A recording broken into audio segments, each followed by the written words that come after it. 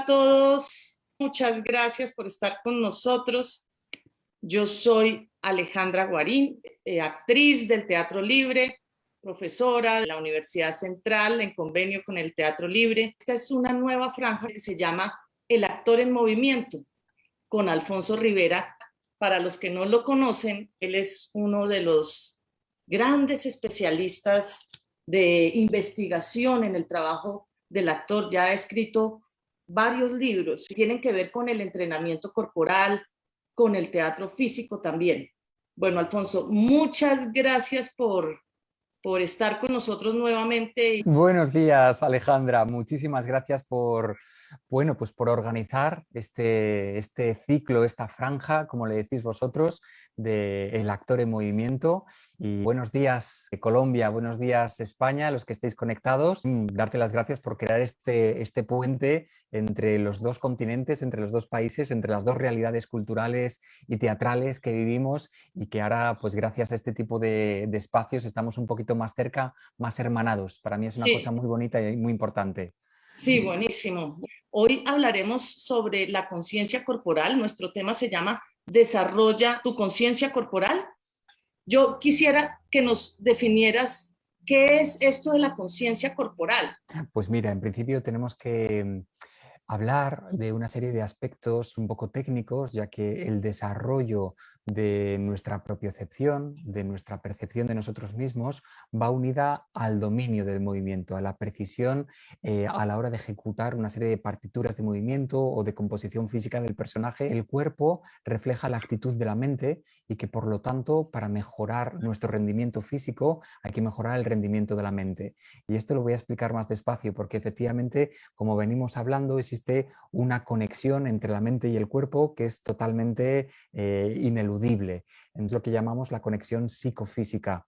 Entonces, bueno, por medio de un proceso, digamos, vivencial y progresivo, podemos llegar a desarrollar la relación que tiene el actor con su propio cuerpo, con el espacio y con el tiempo. Digamos que son los tres pilares sobre los cuales vamos a trabajar para transformar un simple movimiento en gesto totalmente integrado y significativo en escena. Es decir, vamos a pasar por medio de una comprensión más desinhibida del cuerpo a empezar a preparar el sustrato base para que dé el salto a empezar a entrar a terrenos de preexpresividad dentro del actor.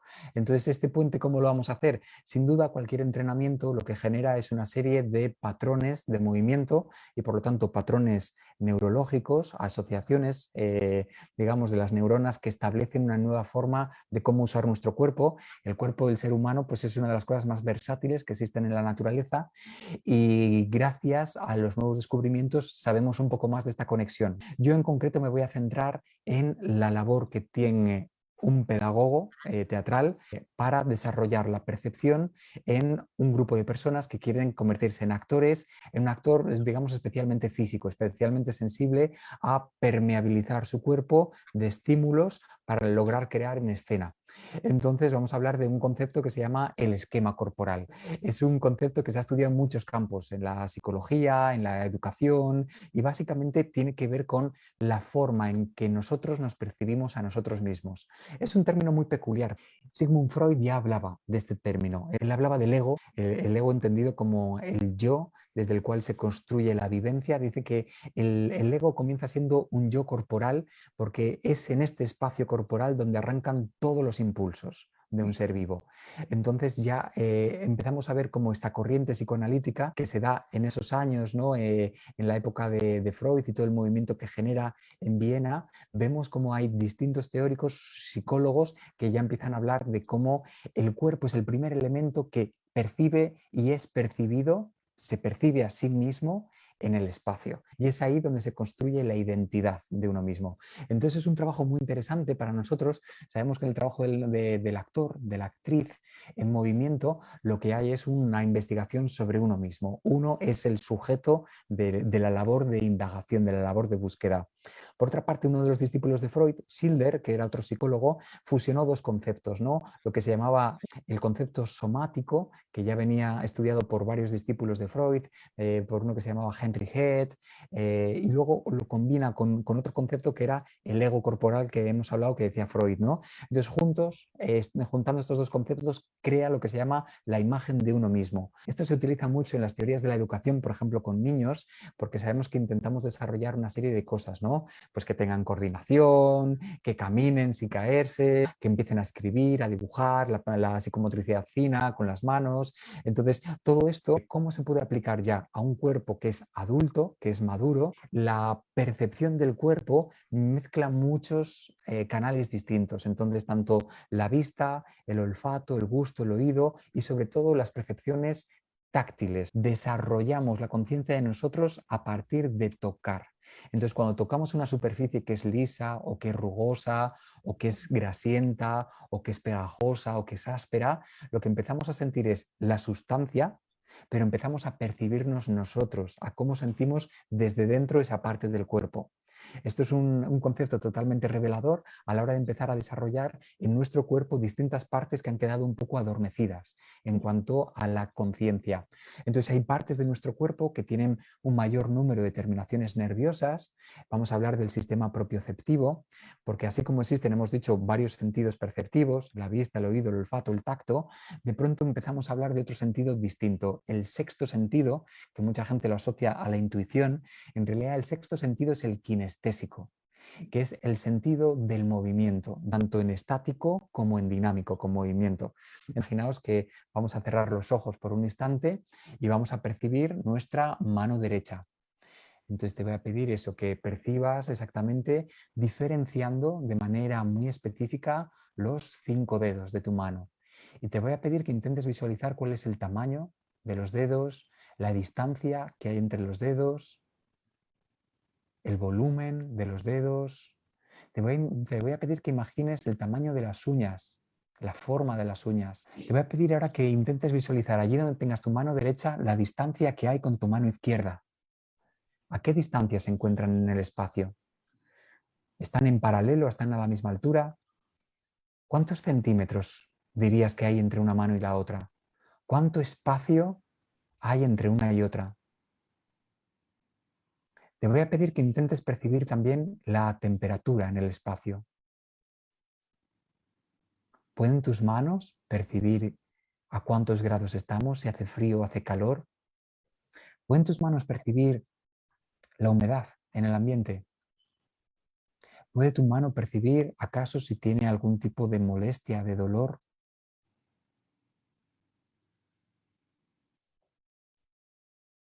Muy bien. Ahora te voy a pedir que muevas como a cámara lenta, muy despacito los dedos de tu mano. Eso es, moviendo los dedos como si, eso es, como si descubrieses, como si explorases, como si fuese por primera vez los dedos. Ok, muy bien. Perfecto. Entonces lentamente podemos abrir los ojos. Eso es. Y regresamos al espacio. Muy bien. Pues bienvenidos de nuevo a este espacio del actor en movimiento. Lo que hemos pasado es a percibir por dentro cómo es el cuerpo. Entonces, cuando hablamos de propiocepción, es de cómo me siento a mí mismo, cómo genero una imagen de mí mismo. Entonces, hay un sentido exteroceptivo o sensaciones exteroceptivas que tienen que ver, como hemos visto, con la temperatura, con la distancia, si hiciese una brisa de viento. Luego están las propioceptivas, que nos hablan del tamaño de nuestra mano, de nuestros dedos, del volumen, de las uñas.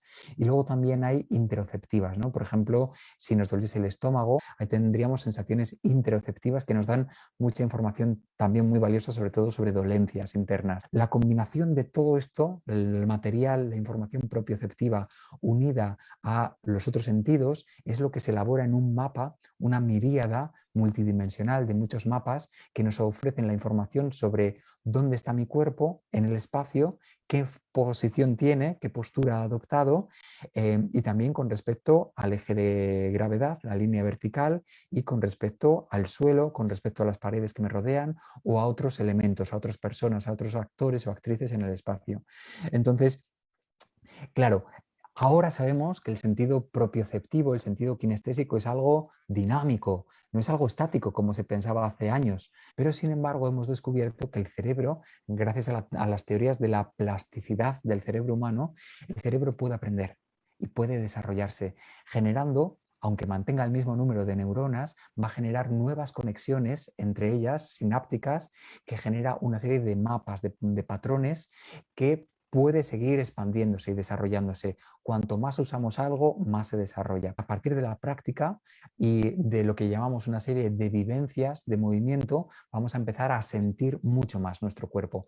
Hay partes del cuerpo que tienen más terminaciones nerviosas, propioceptivas, y otras menos. Por ejemplo, los labios, muchas veces cuando sentimos una taza de café, nos la podemos acercar a la mejilla o a los labios, besamos a las personas que nos gustan, que queremos, tocamos con los dedos las facciones, las superficies. Hay partes de nuestro cuerpo que son más sensibles, otras son más toscas. Por ejemplo, nuestra espalda, nuestros muslos, nuestro cuádriceps, nuestro gemelo no está preparado para sentir con gran precisión superficies, no es un tacto desarrollado.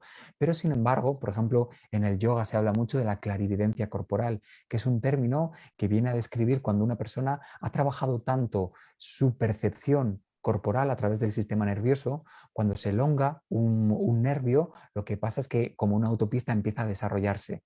Entonces, a partir del tono muscular, de cómo nosotros empezamos a trabajar con el antagonismo muscular, empezamos a percibir, una de las primeras etapas es diferenciar las distintas partes de nuestro cuerpo, la cabeza, el hombro, el omóplato, dónde surge el estímulo a la hora de hacer un movimiento. Empezamos a descubrir que sobre todo hay como dos grandes centros pulsores en el cuerpo. Todo esto es un proceso en el cual muchas veces trabajamos tumbados en el suelo, conectando con la respiración, conectando con el momento presente y conectando con una cosa que vamos a llamar la escucha corporal, que lleva el foco, en lugar de los estímulos externos o a una vorágine mental, lleva a cómo escuchar dentro a estas percepciones, estas sensaciones que están surgiendo, que muchas veces justamente nos llevan a todo un viaje de exploración y de autoconocimiento. Hemos automatizado nuestro comportamiento en el día a día. Cómo se abre una puerta, cómo me tomo un café, cómo camino por la calle, cómo me pongo una camisa. Mira unos cordones de los zapatos, en realidad son un conjunto de patrones neuromusculares que han sido afianzados, creados como un hábito, como una costumbre, y ya ni siquiera necesito pensar cómo se hace el nudo de los zapatos, ya surge.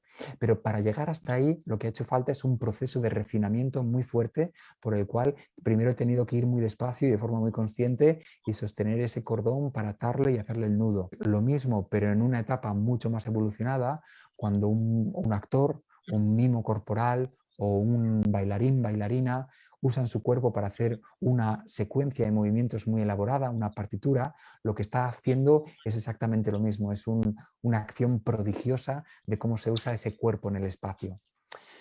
¿Cómo se desarrollaría esta noción, ¿no? Esta conciencia corporal? Pues hay Ajá. varios principios. Un principio, desde luego, estamos hablando de la segmentación, estamos hablando también de cómo sentir los centros pulsores, eso lo vamos a llamar la sucesión de movimiento. El principio de sucesión nos dice que frente a la segmentación del cuerpo, la segmentación es cómo yo voy a independizar, por ejemplo, mi mano del brazo a través de la articulación de la muñeca. Entonces aquí tenemos un movimiento que está siendo segmentado. O, por ejemplo, cómo aíslo un hombro. Entonces sabemos que un músculo puede tener un movimiento a través de una serie de músculos hacia una acción agonista o antagonista. Agonista es cuando propone, por ejemplo, un bíceps retraerse para traer el brazo, o antagonista, que es el tríceps en esa misma acción para retener esa acción. Juntos generan un antagonismo muscular que puede ser más intenso o más leve y que por lo tanto va a tener sus resonancias emocionales o una imagen de esfuerzo si yo lo combino con estoy resistiéndome a algo, a una idea o a un espacio o a un personaje o a una tentación, lo puedo llevar a otro terreno de la imaginación y de la justificación dramática. Básicamente entonces son estos tres pilares, ¿no? Tanto el cuerpo y cómo lo percibimos, el espacio, que de alguna forma son indisolubles, exactamente igual que una vasija tiene un espacio dentro y una forma que lo recubre, nuestro cuerpo genera a su vez un modelaje del espacio en el que estamos. Y finalmente el tiempo. El tiempo es una realidad también muy importante que va de la mano con el espacio y que de hecho no se puede hacer visible en sí misma, sino que el tiempo se hace visible por el uso del cuerpo y del espacio a su vez. Es decir, una vez que un grupo de intérpretes saltan o corren en el espacio o realizan un movimiento, es cuando nosotros empezamos a percibir cuál es el tiempo que requiere esa sucesión de acciones en el espacio. Aunque de forma, digamos, un poco conceptual diferenciamos estos tres aspectos, cuerpo, tiempo y espacio, en realidad son realidades que van indisolublemente unidas. ¿Cuál es el movimiento orgánico? Pues es el movimiento que surge de manera fisiológica en nuestro cuerpo cuando hemos superado cualquier tipo de inhibición social o psicológica que podamos tener. Es decir, frente a otras disciplinas, por ejemplo, pensamos en la danza o en las artes marciales, que a la hora de entrenar ya ponen el foco en una serie de formas que hay que repetir, la toma de conciencia del cuerpo a través del movimiento natural o de la expresión corporal parte del movimiento espontáneo del participante. Entonces esto es una cosa muy buena, como una capa previa, como un sedimento, antes de empezar a poner otro tipo de aprendizajes más refinados, más elaborados o al servicio de una estética, de un código interpretativo concreto. La expresión corporal, digamos, que no responde a ningún código, sino que es el movimiento en un cierto terreno de lo abstracto. Y es gracias a estas contracciones y distensiones que el cuerpo empieza a saber de forma inconsciente dónde pulso, cuál es el recurso interno para que esa parte del cuerpo accione. Desde mi punto de vista, esto es fundamental, es un trabajo muy bonito, es progresivo, lleva tiempo, pero también va de la mano con otro trabajo que yo suelo hacer mucho al final de las sesiones, que es cuando los actores descansan tumbados en el suelo. Esa relajación absoluta, esa, digamos, distensión en la cual cedes al efecto de la gravedad y abandonas tu cuerpo, tiene muchísimos efectos, no solamente musculares o fisiológicos, sino sobre todo psicológicos, porque la mente también suelta, abandona, se desestresa y empieza a percibir. Entramos en la vivencia somática del cuerpo, esa que nos permite recibir percepciones. ¿Por qué muchas veces yo desaconsejo a algunos actores que, por ejemplo, están obsesionados con un entrenamiento funcional del cuerpo y hacen pesas y hacen un entrenamiento que inflan su cuerpo para tener grandes pectorales, grandes bíceps, etcétera, etcétera? No nos dejas o no nos animas a que hagamos pesas. ¿Por qué? Bueno, el uso de las pesas, por ejemplo, lo que requiere es un uso repetitivo, programático y dentro de una franja de movimiento muy concreta. Es decir, yo cojo una pesa y hago este movimiento, pues las tablas de repeticiones que yo haya decidido hacer, porque el objetivo es de alguna forma inflar el cuerpo, llegar a una estética musculosa, etcétera, etcétera. Pero si el cuerpo no tiene la posibilidad de adaptarse a circunstancias cambiantes, no estamos despertando la verdadera inteligencia que tiene el cuerpo. Y me voy a referir a inteligencia porque lo que tiene el cuerpo es una capacidad de desarrollarse a sí mismo y empezar a adaptarse a, por ejemplo, en una improvisación, el cuerpo es un cuerpo inteligente porque se adapta a circunstancias cambiantes todo el tiempo. Cuando he de crear una partitura de movimiento o he de crear un personaje nuevo, lo que necesito es que el cuerpo sea muy sensible. Cuando introduzco una imagen, y por ejemplo me imagino que soy Hamlet y he visualizado cómo visto, cómo ando, cómo hablo, cómo muevo las manos, cómo paseo por el castillo, y hay una labor de imaginación muy fuerte, mi cuerpo debe tener la permeabilidad para manifestar todo esto.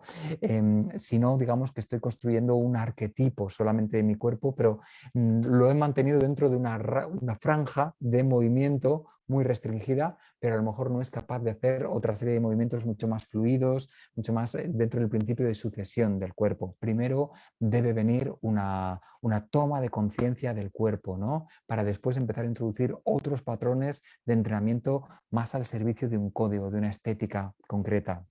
¿Tú podrías contarnos cómo se puede encauzar esta noción de la conciencia corporal hacia una manera creativa? Yo siempre recomiendo este ejercicio tan sencillo de todos los días tener un momento con uno mismo, de conectar con tu respiración, traer la mente al presente, con eso que se llama mindfulness o atención plena. También recomiendo mucho como una práctica diaria tumbarte en el suelo y rodar, simplemente rodar de un lado para otro como si fuésemos un niño y ahí sentir. Uno no tiene estrés, no tiene una búsqueda de intentar llegar a un resultado con el cuerpo, sino que está en un terreno de exploración, de autoconocimiento, de percepción. Es ahí donde realmente la creatividad surge. si luego la vamos a combinar, la vamos a aplicar a un desafío, a un proceso en el que necesitamos crear algo, crear una pequeña partitura o una improvisación. Podemos usar estímulos musicales o no. El silencio es muy importante también porque nos obliga a estar en contacto con nosotros mismos y por lo tanto vamos a sentir y vamos a escuchar mucho más el cuerpo. Pero la música, bien utilizada, como un pequeño colchón, como un colchón fino, que no sea tan potente esa música que nos embargue, que nos emborrache y que nos parece que nos arrastra, sino que sea un pequeño colchón en el cual nosotros podemos apoyarnos sutilmente para justificar de una manera, digamos, más apropiada el movimiento. La creatividad tiene que ver con encontrar cosas distintas a como yo hacía antes. Entonces, sin duda, este tipo de entrenamiento, una práctica regular, potencia muchísimo el encontrar cosas nuevas. ¿Qué tiene eso que ver con esto que hablabas de la propiocepción? La propiocepción es sentirse a uno mismo, ¿no? Son las terminaciones nerviosas que viajan, como decimos, a través de la columna vertebral hasta el órgano principal del sistema nervioso, que es el cerebro, donde se recibe, sobre todo en esa parte, ¿no?, que es el córtex somatosensorial, es donde recibimos un poco estas impresiones y que codificadas dentro de, digamos, un impulso electroquímico nos da información continua, ¿no? Es un diálogo entre el cerebro y las distintas partes del cuerpo, las distintas percepciones. Es un diálogo continuo en el que el cerebro no solamente emite, sino que recibe, en el que la mano no solamente emite, sino que recibe, y juntas están dialogando continuamente el cómo se siente, es el cómo, ¿no? Se siente frío, se siente calor, se siente grande, se siente pequeño, se siente cómo. ¿Cuál es la diferencia entre una mano y la otra mano? ¿Las siento iguales? Y muchas veces cuando hacemos este ejercicio y de pronto puede estar, por ejemplo, los intérpretes pueden estar de pie y visualizan la forma en la que tienen los pies colocados, y al abrirlos podemos descubrir que no estaban colocados como yo pensaba, como yo visualizaba. Yo pensaba que los tenía en paralelo y sin embargo después descubro que uno está suavemente apuntando hacia afuera o que uno está más adelantado que el otro. Entonces, no necesariamente tiene que ser absolutamente fiel la manera en la que yo percibo. De hecho, es una percepción subjetiva. Solamente cuando abro los ojos y termino de completar por medio de la visión cómo está mi cuerpo, es la manera en la que se terminan de rellenar espacios de información para comprender cómo está el cuerpo del actor en movimiento. Sí. Pero pues eso se puede desarrollar. Todo se puede desarrollar, cualquier habilidad es siempre una cuestión de tiempo, de interés, de paciencia, de horas. Se suele decir que requiere cerca de 10.000 horas dominar cualquier disciplina, ¿no? Lo que nos propongamos, ya queramos ser un ingeniero, un futbolista o un guitarrista o un bailarín, pues son cerca de 10.000 horas de dedicación plena para poder llegar a un nivel de pequeña maestría, de dominar, del dominio de esa disciplina, ¿no? Sí, bueno, Alfonso, muchísimas gracias. Gracias, hasta luego.